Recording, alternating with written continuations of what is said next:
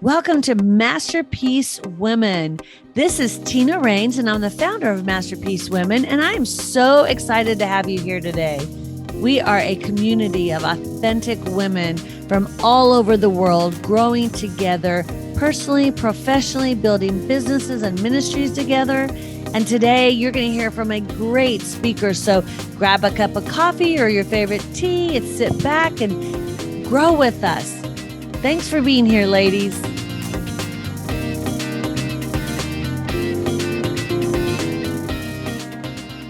Well, hello, Masterpiece Women, and welcome back to our podcast. We're so excited to have you today. Today, I'm with Jen Klaassens, and she's one of my favorites for a few reasons, but she's also my previous tent mate. So a little bit about Jen Klaassens is that she has an incredible organization, and she is passionate about philanthropy. She's passionate about helping other organizations. She's passionate about serving our community. And in that, she actually climbed Base Camp Everest up to Mount Kalapatara with us together. You remember that, girlfriend? Oh, how do I forget? One of my most lesson-filled moments, for sure, truth be told. Yeah, so as we're climbing that, I always think of, when I think about the mountain climbs that I've done, I think about the steps, and you can relate to this, Jen, right? It's very similar to starting business, isn't it? Sometimes Sure. You have to take things slower than you really want them to be. When we're climbing, we tend to do exactly that. We want to go fast. We want to run so we can get it over with because we're exhausted, but we can't. We don't have the strength. We don't have the tools. We don't have what it takes. And you need the oxygen. So I would love for you to share a little bit about your organization and some of the steps that you took in starting your business and what led you to start your own business. Thank you so much, Tina, for having me. Such an honor, privilege, and delight to be speaking with you today. My name is Jen Klaassens with Jen Klaassens Consultant, and I am here all about inspired philanthropy. And to your point and question about mountains and climbing mountains as we did, and the correlation of going out on your own and starting a business, there's so many similarities. When I first got to Mount Everest with you, I looked up at that mountain and I thought, how the heck are we going to get there? And the biggest lesson learned from all of that was so simple and so basic. And it was left foot, right foot, one step at a time. And when I went out on my own to start my business, that's exactly what it was. It's very daunting. It was me, myself, and I. How do I get started? What do I do? But the biggest nugget and takeaway is movement. And you have to move forward and you have to do something every day to progress in your business. And it's literally that simple. And that is just the biggest takeaway. Sometimes it's not so daunting. It's just that first step. Absolutely. And don't you find that when you're starting your own business, suddenly you're doing things that aren't in your wheelhouse? The admin, all these different tasks that I think that's what the most overwhelming part for me was how do I do all these other things that I'm not really good at? I'm really good at my, skills in my lane, but all this other stuff. How did you, as a sole proprietor, manage those tasks? So I learned real quickly to outsource my weaknesses. And we are not all perfect. We all don't have everything that we need in our own toolbox. And I know that. And I wasn't afraid to ask, and not only ask for help, number one, but then also know that I also need other professionals who are in that space, and then to literally outsource my weaknesses. Yeah, that's such a smart thing. Sometimes I believe we waste so much time trying to do so many things that we don't have strengths in. And we're not able to move forward because we're stuck in those administrative type tasks. Even for myself, that was one of the first things I did when I launched my business back in the day. Even when I had a large business, I brought in a great CFO, a great operations person, because I can sell and I'm a visionary. But when I get having to do all the mundane things, forget it.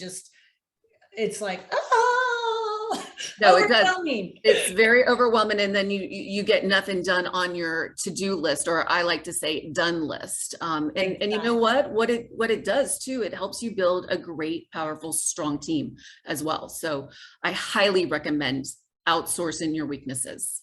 Absolutely. So, in speaking of outsourcing weaknesses, one of the things that I've seen has been so pivotal in so many organizations is that they've gotten engaged in serving their communities and serving the world and doing good philanthropically. And, one of the latest staffing, my background is staffing. So that's something I'm always looking at, as recruitment and staffing. And we had a survey that I just recently reviewed, and it talked about people are looking to make an impact. So a lot of the millennials are saying, not only do I want good pay and I want to know what is in it for me, but I want to know what am I going to be able to do in that organization to help improve the world. Are you seeing that organizations are utilizing their tools to really make an impact? Great question, and kind of leads right back to what we were saying of outsourcing your weaknesses. So many of the companies nowadays want to do good and attract talent and those young millennials, because they're all about doing good for the community, and they want to align themselves with companies that have the same values that they do. So many companies here locally and obviously throughout the United States, corporate social responsibility has definitely been a conversation on the table, but it takes a lot of work. And a lot of companies are not wanting to put somebody internal to go out and to manage the corporate side from a philanthropic perspective. So they do outsource that. So going back to outsourcing your weaknesses, that's what I love to do, is to go in, find the culture of the company, meet the people. What are the company's goals? What are their return on investments that they are looking to make in the community to align with the nonprofit community? So it truly becomes a win-win situation. So that's more and more companies are stepping up to the plate to give back to the community, because they are seeing how it is also good for business to do so. Absolutely. I know one of the greatest philanthropists that I've worked with, and I was on the board for the Boys and Girls Clubs for years here in Broward County. And they were all about a win-win, which is Rick Case Automotive Group. Yes. I think about they're constantly giving back philanthropically, but it also benefits their organization because Absolutely. They're known for in the community. And let me tell you, when you wanted a car, all these people engaged in the community, that's where they went, right? So I think it has a huge value, both from a building your business and also doing good in the world. So I'd love for you to share a few examples how people who are listening today could actually get their companies engaged in doing philanthropy. What are some examples that you could give them? Sure. Number one, start internally. What is important to you and your company? So it has to start there, because it has to be authentic. It can't be, oh, we just want to be good, pretend to be good, and so our customers can see and know. No, it has to be authentic. Rick Case that you just gave as an example for Boys and Girls Club, absolutely authentic. And then it bleeds out into the community. So number one, find what your purpose is from a company perspective. And not only do you do that from, high up management perspective, but get the buy-in from your employees, because employees are going to be the ones who are going to tell you what's also important to them. And then be forward facing in the community to make sure that they have a seat at the board table, to make sure that they have a seat at a committee level, to make sure that they are sponsoring, getting involved, getting engaged from a company perspective. So start off small, but have those conversations together, because together as a company, you can make a difference, and you're creating a culture, because not every company has that culture of philanthropic giving. That is something that has to be thoughtful and authentic to make happen. Absolutely. And what would you suggest? Would you suggest some of the employees, as you're talking to them and say they're passionate about a certain cause, would you encourage them first to maybe seek out board opportunities? I know boards are always looking for great people. And I feel like sometimes people in organizations don't think they would be wanted on a board. And I can tell you, everybody that said to me when I was the president of the board for the Boys and Girls Club, that said, hey, I want to be on the board. I'm like, well, this is what's required, but I would love to have you if you're willing. And they said yes, and we said yes. It wasn't difficult to get on boards as some people think it is. So you'll be surprised. A lot of people don't know what they don't know. And when you don't know what you don't know, you don't even know how to start. Kind of going back to take that first step, pick up the phone, find out what volunteer opportunities are, build relationships with the development director, executive director, volunteer management at whatever organization fills your heart. That is by far the first step, because every board in town needs passionate board members. And that's first and foremost. But it literally is, listen, the C-suite folks have no problem getting on the boards. It's that middle management. And one thing I want to let you and your audience know is don't be afraid. It is a two-way street. They don't know where to find you. You don't know where to find them, but you have a better opportunity. Just get involved, get engaged, and volunteer. Start there. That's why I love having someone like you, Jen, because you know both sides of it. You know, yes. From the foundation perspective, you know, from the volunteer perspective, you know, from the organizational.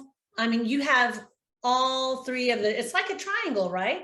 Because yes. You have your people that want to be involved, you have the organizations that support it, and then you have the organizations themselves.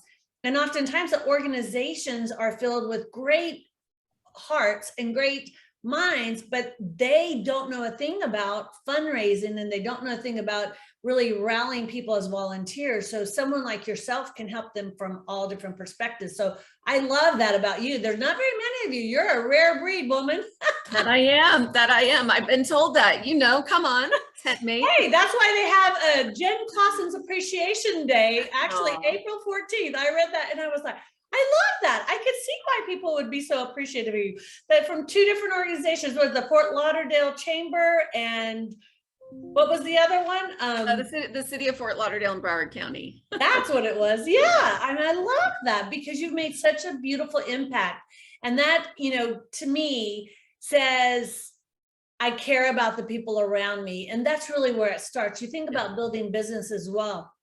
Every single aspect of what we do starts there, from being a great leader to sales to even operations. You have to understand your client. You have to understand the needs and make a positive impact. Definitely. And you know what, on that note too, what breaks my heart about these nonprofits. So for the for-profit folks and the women and who just want to get out there and volunteer, please note that these nonprofit folks, they wear multiple hats. And you know, in a for-profit scenario, you have someone in charge of marketing, you have somebody in charge of social media, you have an HR department, you have a CFO, you have a CEO. Everyone has their own spot within a for-profit scenario. In a nonprofit scenario, sometimes you're not as lucky as that. So please know that these people have a pure passion and drive of whatever cause it is that they're working for. And that leads through. So don't give up on them if they don't, for example, don't call back, because that does happen. So you be the persistent one. You show them that they need you for their organization. So I can't stress that enough either. Oh, that's a great point. That is so true. Having been there and done that, let me tell you, I remember when I was leading the Freedom Climb, doing all the social media, building the social media, building the PR, got us on all those TV stations, radio stations. I was doing all of it and I was exhausted. It was so exhausting. Burnout is high, even more so in nonprofit, because you're dealing with so many of the emotions of obviously whatever that cause is. It's very heart-wrenching. And those people are there for the pure passion of what they do. 100%.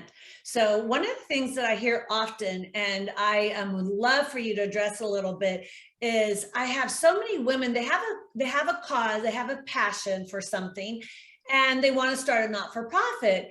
I find though, so many people are wanting to start not-for-profits, but that's not always necessary, or they're reinventing the wheel that somebody else is doing. So I would love for you to speak into that a little bit. Oh, I think you hit the nail right on the head, Tina. I mean, listen, it's hard. A lot of these nonprofits, especially the smaller ones, start because of a scenario, and the scenarios are usually not good. Someone lost a loved one, someone lost a loved one to cancer, someone lost a loved one to a heart attack. So then they want to go out into the community and have a remembrance, if you will, for that particular person. Do they do a lot of great work? Absolutely. But The hardest part is raising money, and money is not unlimited. We live in a very generous South Florida community, but money is not unlimited. So you can imagine there are multiple, especially on the smaller side, smaller nonprofits who are duplicating services. So my first suggestion, if this is something that, you know, one of your members would like to do your research, do your due diligence. What do you want to do? And is there somebody already serving that purpose? Fill in the blank. And if there is, then maybe start to volunteer with them. Maybe help raise money for them. Maybe go out and do a third-party event for them. So you don't have to go out and create another small nonprofit. Because don't forget, that's pulling resources. You need 3 board members in the state of Florida. So not only do you money and awareness, you need board members and obviously the whole infrastructure. So my suggestion is do your research. I love being that connector. So if any of your members do have an idea or concept, I'm happy to make that introduction if there is a similar mission moment out there for your members. Yeah, you're a great resource. I'm going to tell you, ladies, if there's anybody in South Florida that knows all the local organizations, it's Jen. So definitely you'll want to reach out to her. And if you have a heart to start your own organization, or you already have an organization, I can tell you there's nobody better to do consulting to help you build it than Jen. I know when I was leading a not-for-profit, she was my greatest resource and partner in the community. She helped us raise hundreds and hundreds of thousands of dollars for our mission. And it was to end human trafficking. And that is, you know, both Jen and I are very passionate about that cause, as well as many others. And so I'm going to encourage you to really reach out to Jen. And she actually has agreed to work with Masterpiece Women, any of you that may have a desire to get consulting or to get your not-for-profit in a place where you're moving forward at a better pace, what have you. She's ideal. So definitely reach out to her. So Jen, I would love for you to share a little bit about the backside of it when you're talking about these not-for-profits.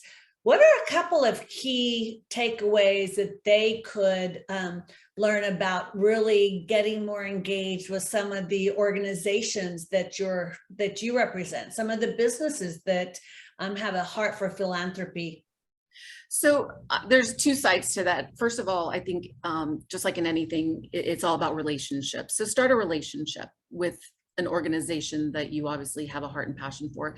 And do remember that it is all about relationships. There's an art and then there is a science to getting involved in that perspective, and also on the nonprofit side of building relationships, obviously with a potential donor, which many could be some of your members.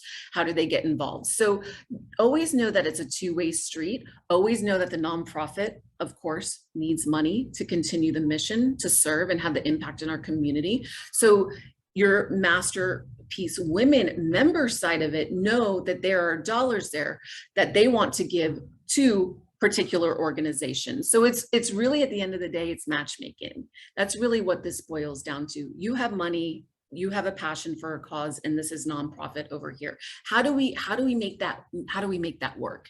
And that's all starts by having a conversation and providing the opportunity to give, to make an impact. It's not fundraising, it's providing an opportunity to give in order for them to, you know, push forward their mission. I love that. You know, it's interesting. When I went to fundraising school, which your foundation actually sponsored me to do, which was very, very generous. It was interesting because in sales, it's all about relationship. Well, in fundraising, I believe, having been around so many not-for-profits myself, they're just ask. And I remember being with the not-for-profit I was with, my boss kept saying, well, ask this one individual, you know them, they're your friends. And I'm like, they're not passionate about that. And I knew my colleagues and I knew my friends, and I have a lot of high net worth friends that weren't giving to our organization. And they would ask me, well, why aren't you asking them? Because I know what their passions are.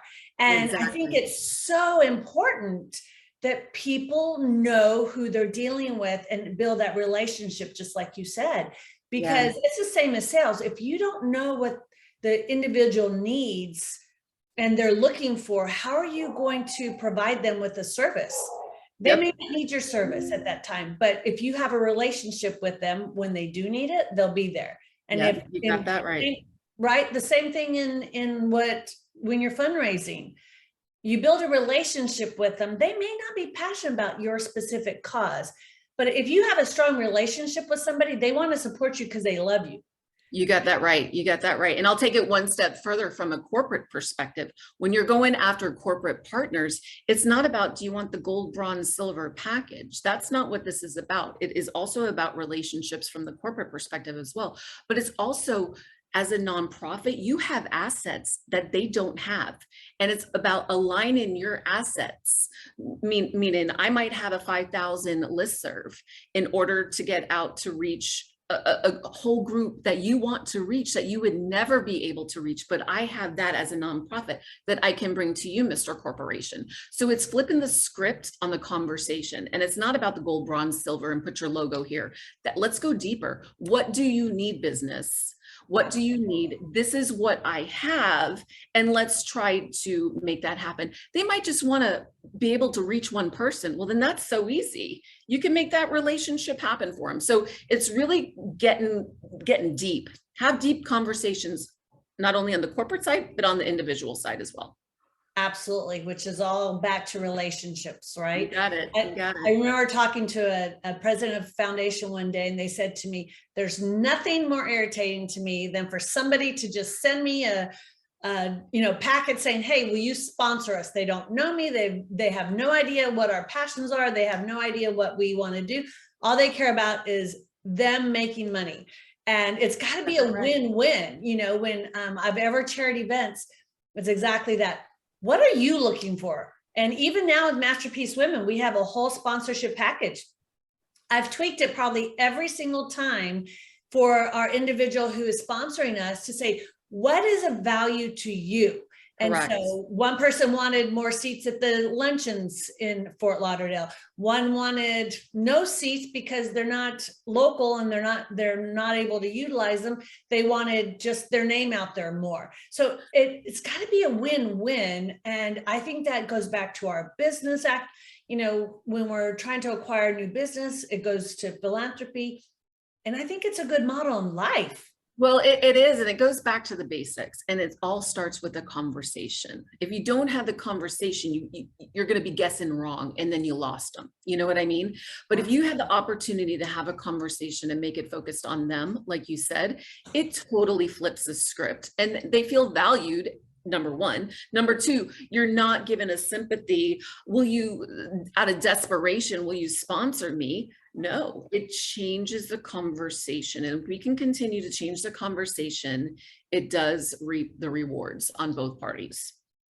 Absolutely. And I think if people take that into their personal lives, don't you think, into relationships? Yes. Oh, yes. What is it that you would like? What is it that you need? What's important to you? You right? got it. And just build relationship, build those bridges. So ladies, I'm going to encourage you, whether you're building a not-for-profit, you're building a business, or you're just taking care of relationships at home, whatever that is for you, every relationship you have, ask the questions. Mr. Teetle sent me his book, and it's Leaders Ask the Right Questions. It's all about asking questions. If people would take the time to listen and to ask more questions, wow, what an impact could we make? It changes the whole conversation. And I think you just said it right there, is listen. You have to listen. Listen is such a powerful trait. So ladies, I think at the end of the day, go back to the basics, go back to the fundamentals that you learned hopefully in third grade on the playgrounds. Keep it simple, keep it simple. Don't make it complicated. Don't get overwhelmed. You have it in you, and listen. That's such great advice. So what would be the one takeaway that you'd give? What we have just a few more minutes. What would you say to the ladies who are listening, who are thinking about starting a business?